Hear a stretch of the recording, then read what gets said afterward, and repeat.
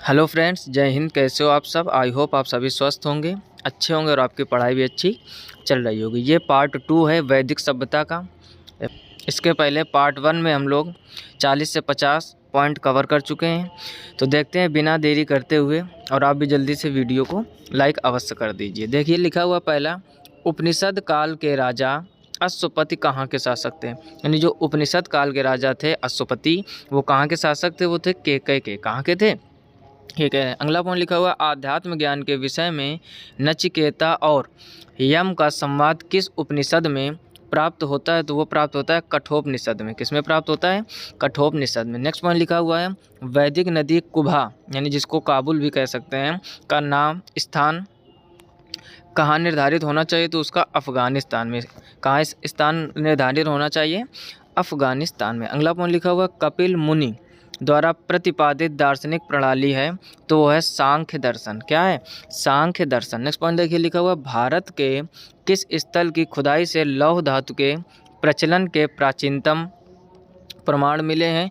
तो वो है आपके अंतरंजी खेड़ा। क्या मिले हैं? अंतरंजी खेड़ा। इन पॉइंटों को आप अपने नोटबुक में ज़रूर नोट करती जाइए। हर एक लेक्चर में हम ये बात ज़रूर बोलते हैं, ताकि आपका कोई भी जब एसएससी का एग्ज़ाम हो, चाहे वो रेलवे का हो, चाहे सीजीएल, सीएचएसएल, हिस्ट्री सब के लिए बहुत ही महत्वपूर्ण है, और ख़ास तौर पे ज्योग्राफी। तभी आपने देखा होगा इस चैनल पर आपको ज़्यादा से ज़्यादा हिस्ट्री और ज्योग्राफी की प्रैक्टिस करवाई जाती है। बाकी जीएस में आपकी, जनरल साइंस में फिजिक्स की भी प्रैक्टिस। यानी कहने का मतलब जीके जीएस नाम के जितने भी इंपॉर्टेंट क्वेश्चन हो सकते हैं, हर एक की चर्चा करते हैं। तो आप अपने नोटबुक में लिखिए ज़रूर, क्योंकि ये क्वेश्चन वो क्वेश्चन है या वो पॉइंट है जो बार बार आपके एसएससी के एग्ज़ाम में या रेलवे के एग्ज़ाम में, जैसे रेलवे ग्रुप डी हो गया, ठीक है ना, उसका भी एग्ज़ाम आप लोगों को देना है अभी, तो उसके लिए बहुत ही महत्वपूर्ण है। नेक्स्ट पॉइंट देखिए क्या लिखा हुआ है। लिखा है, किस काल में अछूत की अवधारणा स्पष्ट रूप से उदित हुई? यानी जो अछूत की अवधारणा तो किस काल में स्पष्ट रूप से उदित हुई? तो वो धर्मशास्त्र के काल में। कब उदित हुई? धर्मशास्त्र के काल में। अगला पॉइंट लिखा हुआ है, गायत्री मंत्र देवी सावित्री को संबोधित किस पुस्तक में मिलता है? तो वो मिलता है आपका ऋग्वेद में। किस में मिलता है? ऋग्वेद में। अगला लिखा हुआ, न्याय दर्शन को प्रचारित किया था, यानी न्याय दर्शन को किसने प्रचारित किया था? तो वो गौतम ने। किसने प्रचारित किया था? गौतम ने। अगला लिखा, प्राचीन भारत में निष्क से जाने जाते थे, यानी जो प्राचीन भारत उसमें निष्क से जाने जाते थे वो थे आपके स्वर्ण आभूषण। कौन जाने जाते थे? स्वर्ण आभूषण। अगला पॉइंट देखते हैं क्या लिखा हुआ है। अगला लिखा है, योग दर्शन के प्रतिपादक, यानी योग दर्शन के प्रतिपादक कौन है? वो हैं आपके पतंजलि। नेक्स्ट पॉइंट, उपनिषद पुस्तकें हैं, यानी जो उपनिषद हैं वो पुस्तकें दर्शन पर। किस पर पुस्तकें हैं? वो सब दर्शन पर। अगला पॉइंट लिखा है, पूर्व वैदिक आर्यों का धर्म प्रमुखता था, तो वो था प्रकृति पूजा और यज्ञ। क्या था? प्रकृति पूजा और यज्ञ। अगला लिखा है, चरक संहिता नामक पुस्तक किस विषय से संबंधित है? तो वो आपकी चिकित्सा से संबंधित है। किससे संबंधित है? चिकित्सा से। नेक्स्ट पॉइंट देखिए अगला क्या लिखा हुआ है। लिखा है, यज्ञ संबंधी विधि विधानों का पता चलता है। यज्ञ संबंधी विधि विधानों का यजुर्वेद से पता चलता है। किससे पता चलता है? यजुर्वेद से। अगला लिखा हुआ, वैदिक युगीन सभा क्या थी? यानी जो वैदिक युगीन सभा थी वो क्या थी? वो थे मंत्री परिषद। क्या थी? मंत्री परिषद। अगला पॉइंट लिखा हुआ, वैदिक युग में प्रचलित लोकप्रिय शासन प्रणाली थी, तो वो थी आपकी गणतंत्र। कौन सी थी? गणतंत्र। नेक्स्ट पॉइंट देखिए क्या लिखा हुआ है। लिखा है, सबसे प्राचीन वेद कौन सा है? जो सबसे प्राचीन वेद है वो कौन सा? वो है आपका ऋग्वेद। कौन सा है? ऋग्वेद। अगला, कौन भारतीय दर्शन की आरंभिक विचारधारा, यानी भारतीय दर्शन की आरंभिक विचारधारा कौन है? वो है आपकी सांख्य। अगला लिखा हुआ, सांख्य, योग, न्याय, वैशेषिक, मीमांसा एवं वेदांत, इन 6 भिन्न भारतीय दर्शनों की स्पष्ट रूप से अभिव्यक्ति हुई, तो ये वैदिक युग में हुई। कब हुई? वैदिक युग में। नेक्स्ट पॉइंट देखिए क्या लिखा हुआ है। अगला लिखा, वह दस्तकारी कौन सी है जो आर्यों द्वारा व्यवहार में नहीं लाई गई थी? वो थी आपकी लुहार, यानी लुहारगिरी भी बोल सकते हो आप। कह रहा वह दस्तकारी कौन सी है जो आर्यों द्वारा व्यवहार में नहीं लाई गई थी? वो है आपकी लुहार। अगला पॉइंट देखिए क्या लिखा हुआ है।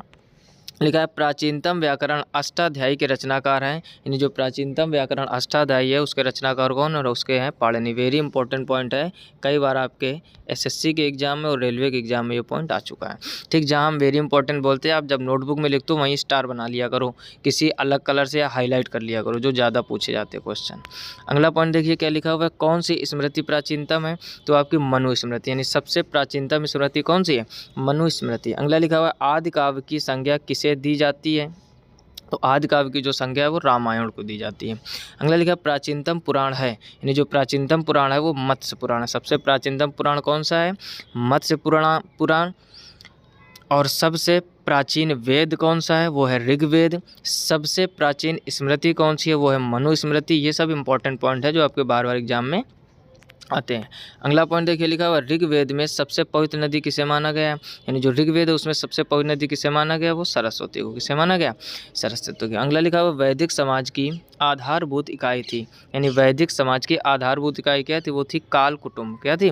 काल कुटुंब। अगला लिखा हुआ ऋग्वैदिक युग की प्राचीनतम संस्था कौन सी थी? यानी ऋग्वैदिक युग की जो प्राचीनतम संस्था थी वो कौन सी थी? वो थी विदत। वो कौन सी थी? विदत। नेक्स्ट पॉइंट देखिए अगला क्या लिखा हुआ है? लिखा है ब्राह्मण ग्रंथों में सर्वाधिक प्राचीन कौन है? यानी जो ब्राह्मण ग्रंथ है उनमें सबसे प्राचीन कौन है? वो है शतपथ ब्राह्मण। कौन है? शतपथ ब्राह्मण। नेक्स्ट पॉइंट देखिए क्या लिखा हुआ है? लिखा है गोत्र व्यवस्था प्रचलन में कब आई? यानी जो गोत्र व्यवस्था है वो उत्तर वैदिक काल में प्रचलन में आई। अगला लिखा हुआ मनुस्मृति मुख्यतया संबंधित है समाज व्यवस्था से। जो मनुस्मृति है वो किससे संबंधित है? समाज व्यवस्था से। नेक्स्ट पॉइंट देखिए क्या लिखा हुआ है? लिखा है गायत्री मंत्र की रचना किसने की थी? तो वो की थी विश्वामित्र ने। जो गायत्री मंत्र होता है आपका उसकी रचना किसने की थी? विश्वामित्र। अगला लिखा है अवेस्ता और ऋग्वेद में समानता है। अवेस्ता किस क्षेत्र से संबंधित? जो अवेस्ता है आपकी वो ईरान से। किससे संबंधित है? ईरान से। अगला लिखा हुआ है किसका संकलन ऋग्वेद पर आधारित है? यानी वो किसका संकलन है जो ऋग्वेद पर आधारित है? वो है सामवेद का। ठीक। नेक्स्ट पॉइंट देखते हैं आगे क्या लिखा हुआ है? अगला पॉइंट लिखा है किस वेद में जादुई माया और वशीकरण का वर्णन, यानी वो कौन सा वेद है? वो है आपका अथर्ववेद। यानी अथर्ववेद में जादू टोना और माया ये सब चीज़ों के बारे में विशेष से चर्चा दी गई। अगला लिखा आर्य शब्द इंगित करता है, यानी जो आर्य शब्द है किसको इंगित करता है? वो नृजाति समूह को। किसको इंगित करता है? नृजात समूह को। नेक्स्ट पॉइंट देखिए लिखा है प्राचीनतम विवाह संस्कार का वर्णन करने वाला विवाह सूक्त किस में पाया जाता है? तो वो पाया जाता है आपका ऋग्वेद में। किस में पाया जाता है? ऋग्वेद में। और ऋग्वेद क्या है? सबसे पुराना वेद। ठीक, हर एक पॉइंट कवर करते हुए चलिए। अगला लिखा ऋग्वेद में अघन्य यानी वध योग नहीं शब्द का प्रयोग किसके लिए किया गया था? तो किया गया था गाय के लिए। किसके लिए किया गया था? गाय के लिए। अगला लिखा हुआ है ऋग्वेद में किन नदियों का उल्लेख अफगानिस्तान के साथ आर्यों के संबंध का सूचक है? तो वह है आपका कुभा या क्रम। कुभा और क्रम। अगला लिखा आर्यों के आर्कटिक होम सिद्धांत का पक्ष किसने लिया था? तो वो लिया था बीजी तिलक ने। किसने लिया था? बीजी तिलक ने। नेक्स्ट पॉइंट देखते हैं आगे क्या लिखा हुआ है? आगे लिखा हुआ अथर्व का अर्थ है, अथर्व का अर्थ होता है पवित्र जादू। देखो नाम का ही क्या मतलब है? अथर्व का अर्थ ही होता है पवित्र जादू। जो जादू टोना वशीकरण इस टाइप की चीज़ें किसमें दी गई हैं आपको? वो दी गई हैं आपको अथर्व वेद में। नेक्स्ट पॉइंट देखिए क्या लिखा हुआ है? लिखा है कौन सा वेद अंशतः गद्य रूप में भी रचित है? यानी कौन सा वो वेद है जो अंशतः गद्य रूप में भी रचित है? वो है आपका यजुर्वेद। कौन सा है? यजुर्वेद। नेक्स्ट पॉइंट देखिए उत्तर वैदिक काल में किस देवता को सर्वाधिक स्थान प्राप्त था? यानी जो उत्तर वैदिक काल था किस देवता को सर्वोच्च स्थान प्राप्त था? वो था प्रजापति को। किसको? प्रजापति को। अगला लिखा संस्कारों की कुल संख्या कितनी होती है? यानी जो आपके संस्कार होते कितने होते? 16 संस्कार। सब लोग आप जानते हो 16 संस्कार होते हैं। अगला लिखा हुआ है कर्म का सिद्धांत संबंधित है। जो कर्म का सिद्धांत किससे संबंधित है? मीमांसा से। तो यहाँ तक हम लोगों ने पूरे क्वेश्चन कवर कर लिए और ये क्वेश्चन आपके किसके थे? वैदिक सभ्यता के। ठीक, इसके बाद हम लोग बौद्ध धर्म, जैन धर्म, हर एक टॉपिक वाइज हर एक क्वेश्चन कवर करेंगे जो आपके एसएससी के और रेलवे के एग्जामों के लिए बहुत ही महत्वपूर्ण है। अगर वीडियो को अभी तक लाइक नहीं किया लाइक कर दीजिए, जितना हो सके अपने दोस्तों में शेयर कीजिए ताकि उन लोगों का भी रेलवे का आने वाला एग्जाम अच्छे से अच्छा हो सके और आने वाले एसएससी के सभी एग्जाम में आपके लिए यहाँ से महत्वपूर्ण बिंदु बनेंगे। मिलते हैं नेक्स्ट वीडियो में, तब तक अपना ख्याल रखिए, अच्छे से पढ़ाई कीजिए। तब तक के लिए जय हिंद, राधे राधे।